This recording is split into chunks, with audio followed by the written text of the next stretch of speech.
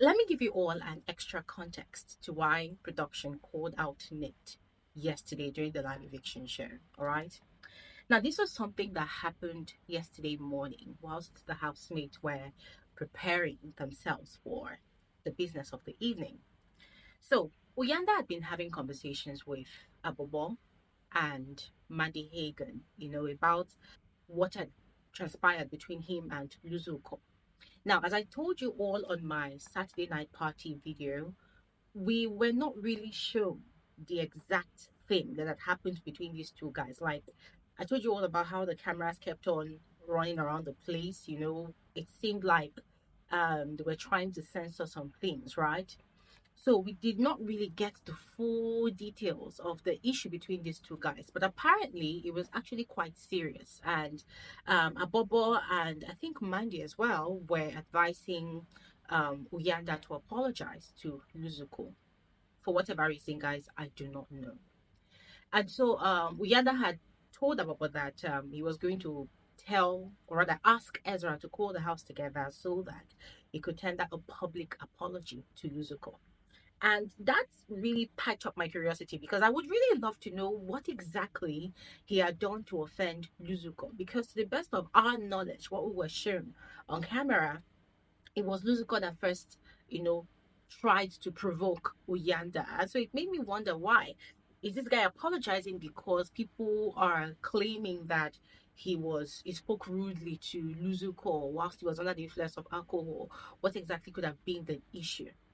Anyways, Ezra had helped him call the housemates together. They were out there in the garden, and Uyanda had, extended a heartfelt apology to Luzuko. He had taken accountability for his actions, and he had expressed how ugly, how bad it made him feel. So, with the utmost remorse, he had expressed his regret in what he had said to Luzuko, and still ended the speech by apologizing more.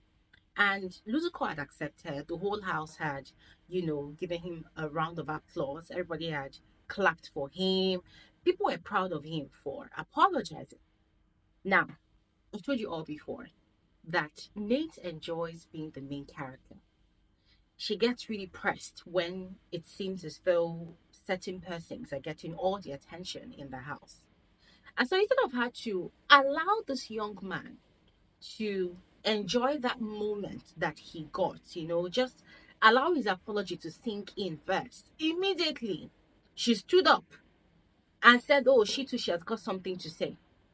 And that was when she started talking about how she dislikes it when people question her sexual orientation, that she finds it very distasteful, that people always come to her with very nonsensical questions, always trying to change her, that she cannot be going through people, questioning her sexuality on the outside, and then inside the house people are also questioning it, that it is on the rule book that they should not question people about their sexuality. Why are people questioning her about her sexuality? That it is unacceptable. And she's not the only one. There's also Tyrone. I say, oh, you're not fighting Tyrone's battles. As a matter of fact, how many people in that house have even questioned Tyrone about his sexuality? Guys, Jesus Christ. Guys, Nate went on and on and on about this sexual orientation thing, that people should not ask her, that if people will keep asking her if she's going to change, she said, I will not change, and there's nothing you can do to make me change. I am a queer woman. I represent the queer community, so nobody should ask me about my sexual orientation. She was just going on and on and on. And you see, ladies and gentlemen, whilst Nate was just going on and on speaking, even going as far as referencing the rule book, see, I was just over here. I was laughing so hard, and I was giving her, a round of applause from my end because, see, everything she said just completely mirrored and validated all that I said to you all during our live conversation on Saturday, where I told you all that whatever Nate is doing, her consistent reference to the LGBTQ plus community, a consistent, descriptions and narrations about, oh, the girls that she has dated, how sexual she is with the girls, how she's not comfortable dating guys, how every time she sleeps with a woman, she makes the woman come, makes the woman squirts multiple number of times, how she enjoys, getting intimate with women more than men, always placing emphasis on her relationship with women, women, women, women, women. Ladies and gentlemen, I told you all point and plain that I do not believe that Nate is truly lesbian. Because women who are actually lesbians, they do not go around trying to convince people that they are lesbian. Just by their actions alone, you will know. And there's someone that is actually lesbian in that house, Martha. But Martha does not go around trying to convince the whole world or the housemates, even Big Brother, all people that look at me, I'm a representative of the LGBTQ plus community. By her hair, you know. By the way she carries herself in the house, you know. By the little conversation she has, which she doesn't even have all the time, you know. She does not have to convince anybody. Even Tyrone. Tyrone is gay. But Tyrone does not go around trying to convince people. You listen to Tyrone's conversations, half the time he's talking about something else. If he is not, trying to kiss the asses of his bosses in that their nonsense bandana clip, he does not always place emphasis on the fact that he is gay. But it's like Nate is sort of patronizing the LGBTQ plus community. In a way, she probably feels like, oh, maybe if I continue to push this cause, maybe if I continue to, portray myself as one who speaks for the queer community in South Africa, maybe they would rally around me with support. Maybe they are going to vote more for me. And if that is a strategy, oh, well and good. I mean, guys, at the end of the day, we're looking for players, right? We're looking for people that can really play this game. And if we're being honest with ourselves, Nate has proven herself to be a mastermind gamer. However, if you now come out of the house and it turns out that you're not a queer woman, how many LGBTQ plus people have you hurt with all of your bold declarations? Don't you think you would have done more harm than good? Don't you think so? Now, she did not stop there. She went further to talk about people touching her inappropriately. And then she was like, oh, and I don't like the way people touch me inappropriately in this house. People should stop touching me. I don't like it. They don't take my vulnerability. Vulner what? Or don't take the fact that we are friends, or maybe I talk to you. I'm not going to name names, but those people, they know themselves. I don't want to name names. I said, girl, name names. Name names. I thought it was just going on and on and on and on. And then she said, thank you. I hope the message is clear. She's always trying to give off. Oh my God, I'm so fragile. I am so vulnerable. And then she finished talking and then she said that. And, oh my God. Martha had to get up after her and apologize to her for a conversation that they had had. And, oh God, guys. See, I was looking at this girl. And see, one thing that kept ringing in my head during and after she gave that her long speech was a particular comment I saw on one of my videos. Not even just one of my videos, anyways, but I think I've seen a lot of comments like that. And these comments came from boys, or rather men, but the male gender, basically, you will know how they describe themselves by, their pronouns. And from those comments, those people were saying that every time they see Nate doing what she does in the house, it completely reminds them of the number of innocent men in South Africa who have been wrongly accused of rape, of sexual assault, of sexual harassment, of predating, of molesting, of so many sexual crimes in the society. And they are immediately condemned without investigations being done. And so by the time investigations are done, their life is already damaged. Like their life is already damaged, their career, their reputation, everything is destroyed.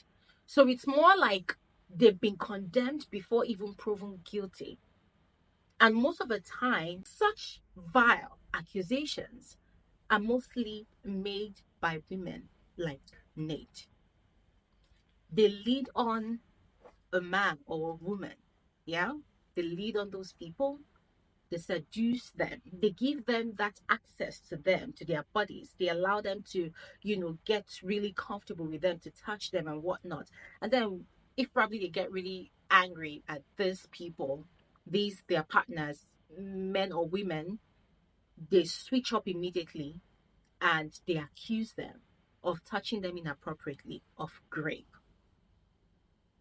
And when you read such comments, you can tell how traumatized some of these people are. And then it makes you wonder if this thing has actually even happened to them directly.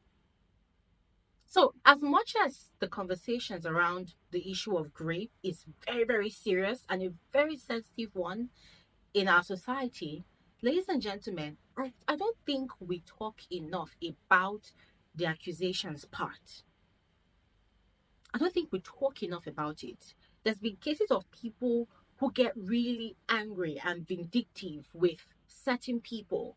And then because they know how quickly the society reacts or condemns sexual, issues or rather cases of sexual violence against women, they immediately decide to leverage on that to punish those people.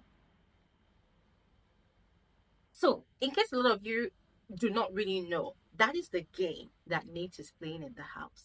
It's a very dangerous one. As much as I love people that play games, as much as I love housemates that are great players, people that understand the game, that understand how to use the rule book to their advantage, come on, there comes a time when you begin to shake your head in disapproval that no, this has crossed the line. It has definitely crossed the line. I mean, this is something similar to what Ike did during Big Brother Nigeria All Stars. This guy was the best gamer of the season. But then, the moment people disapproved of his game was when he crossed that line. He crossed the line by packing Ilebaye's underwear and going to throw them in the toilet, in the bathroom area, which is a very, very unhygienic and disgusting thing to do. And he got really, like, guys, he got cancelled. His game got cancelled. So listening to Nate yesterday, guys, nah, I cringed. That's the right word. I cringed because, nah, that is a disgusting game. That is a disgusting game. Yes, it's a game happening in Big Brother's house, but as I've mentioned to you before, people are getting cancelled. People's reputation are getting damaged. Come on, you don't do that. So now that Smash Africa called that out last night during the live eviction show, I'm sure that production was very, very disgusted with that nonsense speech that she gave earlier on in the day. I'm sure they got disgusted. I'm sure that they too saw what us, the viewers, have been seeing and what we've been calling their attention to. And so Smash Africa had to call her out. And then she was trivializing it, saying, no, we're just playing. It's a game. It's a game what? How is it a game? It's a game what? So now that everything has been brought out to the open, I'm really hoping that the housemates can actually see what's going on there. Oh, and thankfully, after the live eviction show last night, Jojo and Ashley Ogle, they were having a conversation about it. Ashley had asked Jojo what's happening in that regard, and Jojo had opened up that she and Nate, they are no longer on good terms. That, as a matter of fact, with the way things panned out, she does not think they were ever friends. That from the look of things, it feels like Nate was only tolerating her because of her friendship with Tyrone, because Jojo is very good friends with Tyrone. So she feels like Nate was only tolerating her because of Tyrone and maybe Ezra and nobody else. That she does not think Nate truly, genuinely liked her from the get go. Because she has tried several times to have conversations with Nate about Nate's accusations that she touched her inappropriately. But Nate had been refusing and fake crying all over the house. But then yesterday morning, Nate decided to bring it public. After she had told almost everybody in the house, she decided to bring the case public. To come and say, oh, stop touching me inappropriately, blah, blah, blah, blah, blah. And then Jojo said something. Jojo said, Nate led her on. And guys, that is the gospel truth. Because I told you all about it. So for someone that claims to have boundaries, don't touch me like that. You were the one that seduced this girl. You led her on. You knew that this girl was naive and innocent about all these sexual talks and whatnot. That is if truly Jojo is. So you preyed on her naivety and her gullibility, and you lured her into kissing you. And then when she became free with you, started accusing her of, let's call it sexual harassment again. So once again, I want to give massive accolades to production for calling out Nate, because it was long overdue. It was long overdue. So ladies and gentlemen, I'm going to stop talking here right now because I would love to hear your thoughts about this whole drama. All right, so please go ahead and share in the comment section below. I'll see you right back on my next video. Thanks for watching. Have an amazing day. Bye.